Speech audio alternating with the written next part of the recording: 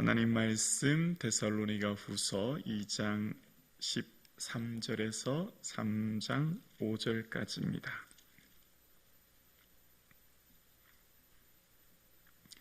이 말씀은 살아계신 하나님의 말씀입니다. 오늘 나에게 주신 하나님의 말씀을 함께 고백드리겠습니다. 주께서 사랑하시는 형제들아, 우리가 항상 너희에 관하여 마땅히 하나님께 감사할 것은 하나님이 처음부터 너희를 택하사 성령의 거룩하게 하심과 진리를 믿음으로 구원을 받게 하심이니, 이를 위하여 우리의 복음으로 너희를 부르사 우리 주 예수 그리스도의 영광을 얻게 하려 하심이니라. 그러므로 형제들아, 굳건하게 서서 말로나 우리의 편지로 가르침을 받은 전통을 지키라. 우리 주 예수 그리스도와 우리를 사랑하시고 영원한 위로와 좋은 소망을 은혜로 주신 하나님 우리 아버지께서 너희 마음을 위로하시고 모든 선한 일과 말에 굳건하게 하시기를 원하노라. 끝으로 형제들아, 우리를 위하여 기도하기를, 주의 말씀이 너희 가운데서와 같이 퍼져나가 영광스럽게 되고, 또한 우리를 부당하고 악한 사람들에게서 건지시옵소서 하라. 믿음은 모든 사람의 것이 아니니라. 주는 미쁘사 너희를 굳건하게 하시고 악한 자에게서 지키시리라. 너희에 대하여서는 우리가 명한 것을 너희가 행하고 또 행할 줄을 우리가 주 안에서 확신하노니, 주께서 너희 마음을 인도하여 하나님의 사랑과 그리스도의 인내에 들어가게 하시기를 원하노라. 아멘. 오늘 이곳에 우리와 함께 하신 주님을 찬양하며 경배합니다. 예수님 더욱 사랑하시는 저와 여러분 되기를 주의 이름으로 축복합니다. 아멘. 데살로니가 교회가 믿음 안에 성장하고 있다고 하는 소식에 감사해서, 또 사도 바울이 보내지 않은 잘못된 편지, 그러니까 위증된 편지를 받고 오해와 또 잘못된 이야기가 퍼짐으로 인해서 염려되어서 두 번째 편지를 보내게 됐죠. 그래서 오늘 이 편지의 첫 시작을 이렇게 시작합니다. 13절 첫 구절이 주께서 사랑하시는 형제들아. 지금 데살로니가 교회 성도들은 어떤 성도들이라고요? 주님이 사랑하는 형제. 나도 당신들을 사랑하지만 무엇보다도 주님이 여러분을 사랑하시고, 주님이 여러분을 붙들고 계시고, 주님이 여러분을 은혜 가운데 인도하고 계신다. 이게 사도 바울의 고백이에요. 우리를 주님이 사랑하고 계신 줄로 믿습니다. 그래서 주님이 사랑하시는 그 형제들에 대해서 바울이 감사의 표현을 합니다. 13절 다시 볼게요. 주께서 사랑하시는 형제들아, 우리가 항상 너희에 관하여 마땅히 하나님께 감사할 것은 하나님이 처음부터 너희를 택하사 성령의 거룩하게 하심과 진리를 믿음으로 구원을 받게 하심이니, 너희에 관하여 마땅히 하나님께 감사하되요. 이 1절 3절에 보면 마땅히 감사할 것은 당연한데 이것은 믿음이 더욱 자라기 때문이다 라고 했고, 이번에 감사한데 마땅히 감사한 것은 바로 하나님이 주시는 성령의 거룩함과 믿음으로 말미암은 구원 때문이라는 겁니다. 그러니까 1장 3절에 보면 감사했던 것은 믿음 안에 자라고 견고하게, 환난 가운데 견고하게 서갔던 것 때문에 감사했고, 그 믿음 가운데 자라나고 환난 가운데 인내했던 그것이 이번에는 어떤 열매가 맺어졌냐면 성령으로 인한 거룩함과 믿음으로 말미암은 구원이라는 거예요. 여러분, 우리에게 큰 축복은 두 가지를 바울이 말하고 있는데요. 첫 번째는 거룩, 두 번째는 구원이에요. 우리는 늘 그렇게 생각하잖아요. 예수 믿어 구원 얻은 것이 우리에게 복이라고 생각하잖아요. 우리는 이미 다 알고 있어요. 믿음으로 말미암은 구원, 이것이 큰 복이죠. 근데 바울이 오늘 또 한 가지 얘기하는 것이 뭐냐면 성령으로 거룩하게 하심이라는 겁니다. 거룩이 얼마나 큰 복인가를 이제 하나님 나라 가면 알게 된다는 겁니다. 예수님께서 왜 십자가에 빌려 죽으셨죠? 우리의 죄 때문인 거예요. 그러니까 예수님은 제일 싫어하시는 것, 제일 고통스러워하는 게 죄라는 거죠.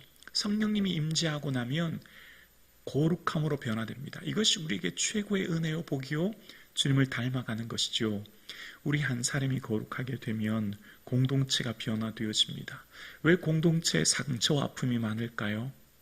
내가 거룩하지 못하기 때문이에요. 하나님의 성령님이 충만히 임재하시면, 내가 거룩하게 되면 이 세상의 상처, 아픔, 거짓, 위증, 모든 것들이 사라질 겁니다. 왜냐하면 내가 주님 앞에 거룩해지면, 그 모든 것들이 다 정결해지면 어떤 상처와 아픔과 고통이 사라질 수밖에 없어요. 아멘이시죠? 그래서 이 거룩이라고 하는 것이 하나님 앞에 나아가면, 여러분 지금 바울이 보세요. 데살로니가 교회에 뭘 감사하고 있죠? 데살로니가 교회가 부자 교회라서, 하나님 데살로니가 교회에서 잘 살아서, 부유하게 살아서 이런 거 감사하는 거 아니잖아요. 데살로니가 교회에 감사한 건 거룩하기 때문이라는 거예요. 하나님께서 뭘 귀히 보시는가를 여기에서 알 수 있어요. 하나님이 뭘 소중히 여기시는가, 이 땅 성도들에게 뭘 원하시고 뭘 귀중하게 보시는가. 하나님은 우리에게 원하시는 것은 거룩인 줄로 믿습니다. 이걸 끊임없이 우리에게 말씀하시는 거예요. 그래서 이 거룩을 통해 우리에게 주신 은혜가 뭔지 14절에 말합니다. 이를 위하여 우리의 복음으로 너희를 부르사 우리 주 예수 그리스도의 영광을 얻게 하려 하심이라. 예수님의 영광이 뭐예요? 그리스도의 영광이 뭐예요? 생명이에요. 자녀이면 또한 상속자니 하나님의 상속자요 그리스도와 함께 상속자니 우리가 그와 함께 영광을 얻게 하시고. 로마서 8장 17절 말씀처럼 그리스도의 영광은 우리가 그리스도가 가지고 있는 그 영원한 생명을 우리에게 얻게 하시는 거예요. 영원한 생명을 우리가 얻게 하시는 그 영광을 우리가 누리게 하시는 것. 그러니까 이 세상에서 가장 복되고 귀한 것은 그리스도의 그 영원한 영광 가운데 거하시는 영생의 은혜인 줄로 믿습니다. 이것이 은혜 중에 은혜인 거예요. 다 지나가요. 다 사라져요. 이것보다 더 큰 은혜가 우리에게 어디 있겠습니까? 그런데 언제나 주님이 가신 그 길이 영광스러운 길인데, 주님이 가신 그 길의 영광스러운 길은 무슨 길이었죠? 십자가의 길이에요. 자기를 부인하는 길이에요. 자기 십자가를 져야 되는 길이에요. 그 길이 영광스러운 길이요, 그것이 부활의 길인데 거기에는 반드시 고난이 뒤따라요. 반드시 어려움이 있어요. 예수 잘 믿으려면 고난이 찾아와요. 누구에게나 어려움이 있는 거예요. 그래서 어떻게 하라고요? 15절이에요. 그러므로 형제들아 굳건하게 서서 말로나 우리의 편지로나 가르침을 받은 전통을 지키라. 굳건하게 서서, 굳건하게 서다라고 하는 스테코라는 단어인데요. 굳건하게 서다라는 이 단어의 유래는 어디서 나왔냐면 여기서 스테반이라는 단어가 나왔어요. 확고하다는 단어거든요. 신약의 스테반 기억나시죠? 순교한 최초의 순교자. 어디에 굳건했기 때문에 순교했죠? 믿음에 굳건했으니까. 믿음에 굳건하게 서 있으니까 돌에 맞아도 믿음을 포기하지 않는 거예요. 우리의 삶은 고난이 찾아와요. 이리저리 흔들어요. 사단은 우리를 끊임없이 흔들어요. 주위 사람들의 말로, 여러 가지 환경으로. 제일 많이 흔드는 사람이 교회에서는 목사예요. 여러분 아세요? 목사를 제일 많이 흔들어요. 끊임없이 흔들어요. 그래서 끊임없이 기도하는 거죠. 그래서 어떻게 해요? 굳건하게 서라는 말이에요. 자, 여기서 보세요. 13절부터 15절까지는 굳건하게 서서 가르침을 받은 전통을 지키라. 전통이라고 하는 것은 유전, 전통, 또 이전부터 내려오는 이야기를, 가르침을 얘기하는데요. 그 전통을 어떻게 해요? 지금 지키라고 권면하고 있죠. 사도 바울의 편지의 특징 한 가지가 있는데, 첫 번째는 성도님들에게 권면해요. 여러분, 이렇게 하면 주님이 주시는 큰 영광을 누려요. 그러니까 환난과 어려움이 있어도 굳건하게 지키셔야 돼요. 저희가 가르쳐드린 이 말씀, 또 편지를 붙들고 지키셔야 됩니다. 권면해요. 근데 여러분, 우리가 믿음을 지킨다고 내가 내 믿음 지키기가 참 쉽지 않아요. 누구나 다 내 마음 지키고 싶고 내 믿음 지키고 싶고 내가 굳건하게 서고 싶지만 사실 서기가 참 어려워요. 아니요, 설 수 없어요. 못 서요. 결코 내 힘으로는, 혹은 사도 바울이 이렇게 지키십시오라고 한다고 데살로니가 교회에 설 수 없어요. 어떻게 해야 되죠? 그래서 주님께 맡기는 거예요. 그래서 넘겨보시면 18절부터는 16절부터 후반절에는 16, 17절 후반절에 보시면 원하노라라는 말 나오시는 거 보이세요? 17절 끝에 원하노라, 그리고 3장 5절 끝에도 보면 원하노라라는 말이 나오는 거 보이세요? 무슨 말이죠? 기도하는 거예요. 기도. 중보 기도. 첫 번째는 겉면이지만 두 번째는 중보 기도예요. 원합니다. 기도하는 거예요. 부탁하는 거예요. 기도함으로 그들을 도와달라고 누구에게 부탁하는 거예요? 주님께요. 주님이 그들을 붙들어 주셔야만 지킬 수 있는 거예요. 사람은 결코 할 수 없다는 거예요. 그래서 원하노라라는 말로 처음에는 겉면이지만 두 번째는 기도로 바뀌어요. 말로는 지킬 수 없다는 걸 바울이 너무 잘 알고 있었거든요. 제가 오늘 설교하지만, 여러분 설교를 듣지만, 설교 듣는다고 우리가 마음 지켜지나요? 거의 불가능해요. 우리가 그냥 듣는 것으로 이 하루 내 마음 생각 지키는 것 거의 불가능해요. 어떻게 해요? 주님이 내 마음 지켜주셔야 되는 거예요. 주님이 은혜 내려주셔야 되는 거예요. 그래서 여러분 깨닫는 게 있어요. 아, 중보 기도가 큰 선물이구나. 아, 내가 누군가를 도와주는 건 중보 기도하는 것만큼 큰 도움은 없구나 깨닫게 돼요. 이 성경이 우리에게 가르쳐 주신 비결이죠. 그래서 16, 17절 볼까요? 16절이요. 우리 주 예수 그리스도와 우리를 사랑하시고 영원한 위로와 좋은 소망을 은혜로 주신 하나님, 우리 아버지께서 너희 마음을 위로하시고 모든 선한 일과 말에 굳건하게 하시기를 원하노라. 굳건하게 하시는 분이 누구예요? 하나님이요. 하나님. 하나님이 우리를 굳건하게 하셔야만 우리가 굳건하게 되는데, 근데 그 하나님은 어떤 하나님인지 서두에 세 가지를 설명해요. 우리를 사랑하시고 우리에게 영원한 위로를 16절이에요. 우리를 사랑하시고 우리에게 영원한 위로를 주시고 좋은 소망을 은혜로 주시는 분. 우리 하나님은 첫 번째, 예수님과 함께 우리를 사랑하세요. 예수님, 우리 하나님의 사랑은 영원히 변함없는 사랑인 줄로 믿습니다. 하늘을 두루마리 삼아 바다를 먹물 삼아 다 알 수 없는 게 하나님의 사랑인데, 기도하면 할수록 깨닫는 것은 하나님의 그 깊이를 알 수 없는 사랑이에요. 그 깊이를 알 수 없는 하나님의 사랑 앞에 나는 티끌처럼 작게 돼요. 하나님의 사랑 앞에 기도하게 되어지면, 기도하면 할수록 깨닫는 것이 나는 먼지와 같이 작은 존재이고 하나님은 우주와 같이 넓고 크신 무궁무진한 분이라는 걸 알게 되어요. 그래서 내가 하나님 앞에 함부로 말할 수 없다는 걸 알게 됩니다. 아멘이십니까? 그러면 하나님의 주시는 두 번째, 영원한 위로예요. 일시적인 위로가 아니에요. 잠깐의 위로가 아니에요. 우리가 이 땅의 위로는 잠깐의 어떤 소유, 어떤 위치, 뭔가를 얻게 되면, 뭔가를 누리게 되면 잠깐 기쁠 수 있어요. 근데 시간이 지나면 그 위로가 오래 가지 않아요. 근데 이 영원한 위로는 어떤 위로이죠?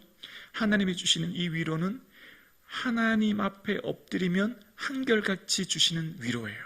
이 위로는 사람들이 주는 위로나 어떤 소유로부터 얻는 위로와는 차원이 다른 위로예요. 이 위로는 하나님 앞에 엎드려 주시는 이 영원한 위로는 영원히 변치 않은 하나님의 놀라운 은혜 중의 은혜인 것을 깨닫는 거예요. 그래서 이 영원한 위로는, 변치 않은 위로는 어디까지 이어질까요?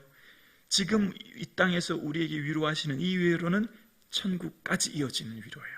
그래서 천국까지 가는 위로이기 때문에 영원한 위로예요. 이 영원한 위로가 어디서부터 와요? 하나님으로부터 오는 거예요. 어떻게 해요?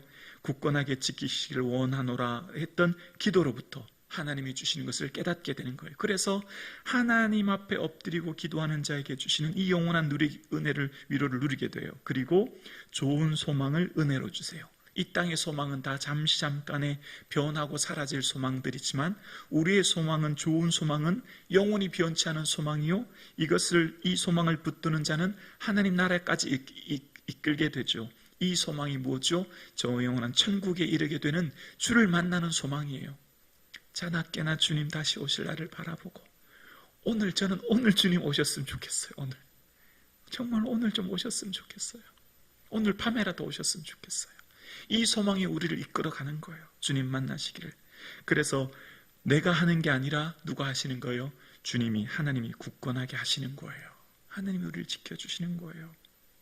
시간이 없어서 다 이 본문을 주석을 못하겠는데, 굳건하게 하신다는 말이 3장 5절에도 나오죠. 3장 5절에 보면 주는 미쁘사 너희를 굳건하게 하시고 악한 자에게서 지키시리라. 3번 나왔죠.